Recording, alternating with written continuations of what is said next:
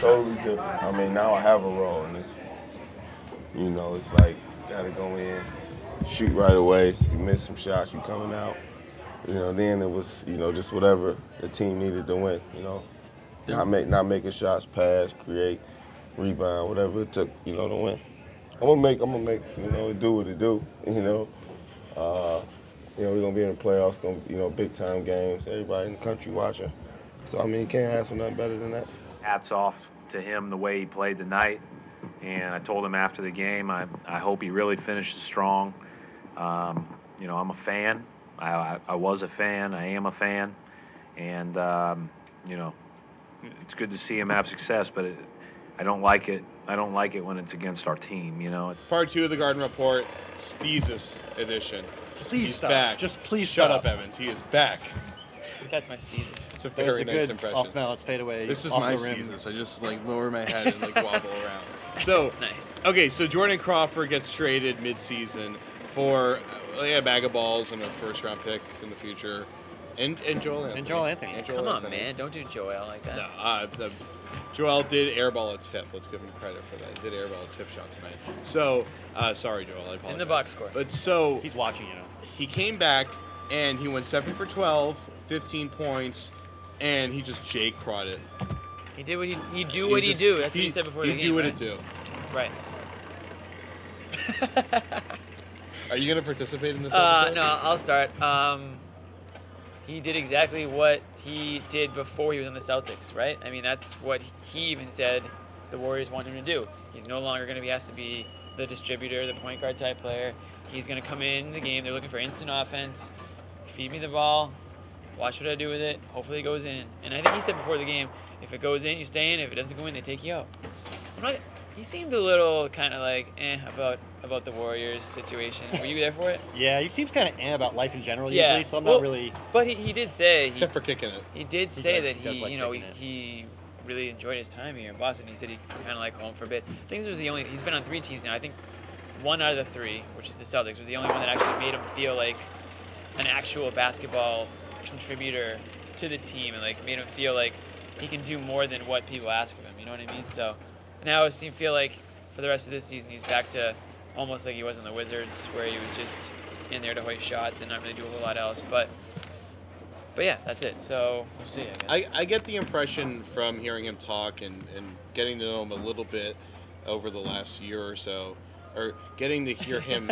This will be not good. really What say impression anything. you get? I want to hear this. I get the impression that I don't think he's as concerned about like being a champion and all that right now. I think he's more concerned about trying to establish his own career, establish his own place in basketball. And so that's why he liked being in Boston. He was a leader here. He was one of the popular players in the community.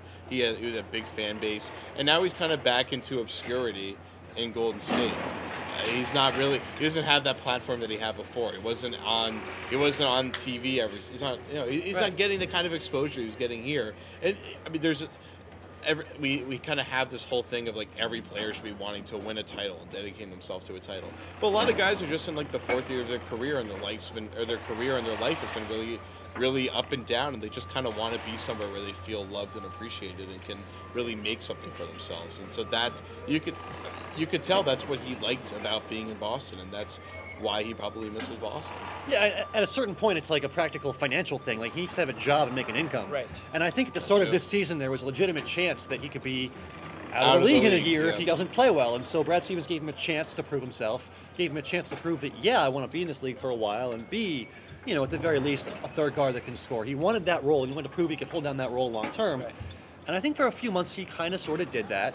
And, you know, it's nice to see that he's doing what he can to, you know, sustain his career. I think he is, in a really weird sort of way, a really competitive guy. And it's not really competitive, like you said, in the sense of winning a championship, but he does have a sense to prove himself. He's competitive for himself. Right. I think we've seen multiple times now that he has a little bit of a drive to beat teams that have kind of slighted him in the past. I mean, we saw the game when they played the Warriors earlier this season, when he was playing for the Celtics back in December. He was pretty mad at the Wizards. I meant. Yeah. Wizards. He was pretty mad at the Wizards because he's been vocal about that many yeah, times. he wanted to start last year when John Wall was hurt, and he didn't get to start. Bradley Beal got all the minutes and all the shots that he wanted. And he felt slighted by that, and he wanted to beat the Wizards the next time he played them. And he came out and he torched the Wizards here on this floor back in December. He's the kind of guy that wants to prove himself, and he feels personal slights against himself, and this was that kind of game for him, and he came out and he played well. Yeah, and like you said, it's a contract year for him, so he needs to prove to other people that, you know, he's not just a shot chucker. You know, he can actually pass the ball. He can maybe play a little defense. He can not be a disruption in the locker room. I don't know if that was what people thought of him in Washington before he came to Boston, but Yes. by all accounts, right, Yes. they did. But by all accounts, in here in Boston, it doesn't seem like that was ever the case, even with whether it was last year with Doc or this year with Stevens. And so I think that's big for him. That's huge for him actually going into a contract year, because we did have that glimpse. He can say, like, listen, like, just give me the opportunity and I can do that again. So he's not going to be player of the week in Golden State at any point this season again. Not so much. He got the opportunity here in Boston, showed he could do it, and I would doubt that he's back with the Warriors next season, but we'll find a team somewhere, hopefully with a role that suits him better. Well, maybe here. He did say. Probably not. He did said, of course, Probably of not. course. But yeah, probably not. Okay, so let's go into box and ball mode. Work it down the line here. What's Okay. your boxing out stat of the My night? stat of the night, 26-12. The Celtics got to the free throw line 26 times to the Warriors 12, which boggles the mind. Like, which of these two teams do you think was the more aggressive teams tonight? Golden State or Boston? Yeah, that is weird. Yeah, the Celtics got to the line 26 times. They made 21 of them. That's 80.8%. Not bad. That just goes to show. When do they Terrible ever they do were that? shooting, though. When do they ever get to the free throw line more than double their opponent? I think And a lot. lose by 20. And lose by 20. I mean, like, this never happens. It doesn't mean anything. It doesn't, like, reflect any kind of greater trend or anything, but it's just a weird stat for the night. Well, a lot of it is just that the Warriors are getting to the rim and weren't even really contested. Right. Like the Celtics didn't I even suppose foul that's- them. Which They is a just good let them waltz segue to the into rim. my stat. What's your stat of the night, Jimmy? Points in the paint. Ah. Warriors 58, Celtics 32. Almost That is double how the they points lost. in the paint. That And is- it's not like these were like big centers just scoring in the paint at will. Andrew Bogut, 4 4 points. points. Jermaine O'Neal, 7 points. All these were on drives. They were off of turnovers Yeah. to the hoop. Not contested. You can't win that way. All right, bring it into turnovers. Oh, all comes full circle, yeah. So yeah, double the turnovers to the Celtics. That was pathetic. Rough, dude. 22-11, yeah. Rondo had 4 22. turnovers just in the second quarter alone. Let's see. Steals, 3 for Thompson, 2 for 3 different plays. I'm not even going to list it all. 13-4, the steal differential. It was ugly. I saw Andre Iguodala run zigzags for like the entire second quarter. I mean, he was just outrunning everybody on the court. Yeah, I mean, the Warriors have a lot of energy. It's incredible. It's incredible that they still have that identity as that super energetic shooting offensive team, but they're a lockdown defensive team now too, and they've really put the whole thing together. And I mean, I'm saying this based off of them humiliating one of the worst teams in the league in the Celtics, but I mean they've been doing this pretty consistently to the entire league. Not necessarily beating them by 20 points or so, but they played tonight the way that they play almost every single night. Are they good enough to go to the Certainly. Western Conference Finals? Sure, Or of NBA course. Finals? Of course. See, I don't think they are. Oh, I definitely think I'm they with are. you, I think. I think they get bounced in the second round. Do they make the second round? I Well- mean, if they're a 6 seed and they play the 3 seed, Clippers. That's true. That's a Clippers. good point. That's a good point. There's so many good teams in the West. There's so I'm many not good teams in the big on the West. Spurs. That might just be me. wow. I'll never go on the record saying that ever. I'm not. Yeah, Until Tim Duncan retires, I'm he'll not, never I'm say not, it. I'm not. I think the Thunder. If the Thunder get healthy, if Perkins and Well, they're the Buffalo- favorites, sure. whatever, Sure. Dabo comes back, and I think Houston is a team that's much better than their record, even though they still have a good record. They have a really The good record now. Clippers, yeah, the Clippers might be the best team in the West now. In the league, who knows? Maybe in the league. I'm not gonna go that far, but Not definitely buying any of maybe that, in the but, West. And I just think there's, Golden State's down there, like maybe 6, right where their record is, right where there's. Well, let me clarify. You asked me if they could go there. They could, sure. They I don't could, but expect it to not happen. likely. But they definitely have the team that is capable of going to the conference finals, They can going roll. to the finals. They can roll with them. Yeah, when they catch a hot streak, they're unstoppable. They're as good as any team in basketball when their shooters get hot. Curry's having a really good year. Thompson's having a career year. Every single player pretty much on the team is having. I'm just saying, anything you say about them, you can say about the other teams. Sure, of course. Yeah. But I would put. I think the Warriors' competitive level is on the same level as all these other teams. But the 4 teams that you They won't named get home before, court. They won't I get think are home better. court. So. Yeah, Exactly. They have a lot if of the 3-6 disadvantages. is Golden State and the Clippers, and then the 2 is the Spurs, you think Right. they can be back-to-back playoff series, the Clippers and the Spurs, home court in neither one of them? Yeah. They have a chance. Pretty at it. much I don't, no shot. I don't don't see expect it. it. I still think it'll be the Thunder and the Clippers in the conference finals. Wow. I don't know who's going to win between those do I. two teams. No faith That's in the who I Spurs at this expect. table, none at No, all. I don't think It's not about lacking faith in the Spurs, and I apologize. I have a Basketball little- gods, I expect the Spurs to win the title. Let's be clear. What? You But- just said the opposite of that. No. I'm saying What are you doing? that's just to the basketball gods. 'Cause You can't just you two-time can't the ever- basketball gods. The Of basketball course gods you- hear They- all, yeah, Jared. they You know- can't do they that. know that. They're not watching tonight. It was a blowout game. They're They're gods. watching They another hear program. everything. The Spurs. All right. The Spurs aren't. It's not happening for the Spurs. Age is catching up to them. Tony We Parker's say that missing every games, year. and they don't win.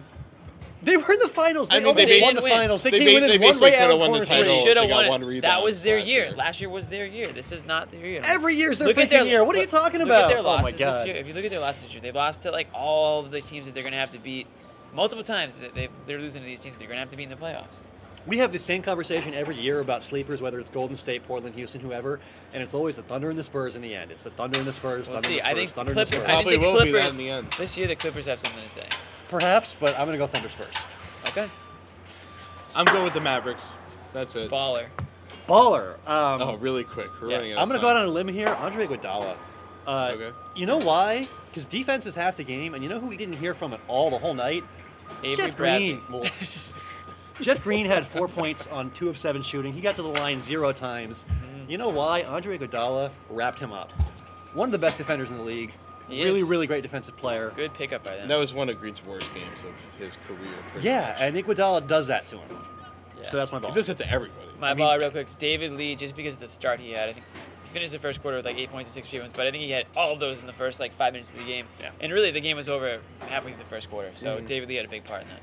So for me, baller of the night, Klay Thompson. We went over all that. So let's go with Jordan Crawford because Steezus. that's why Steezus is back.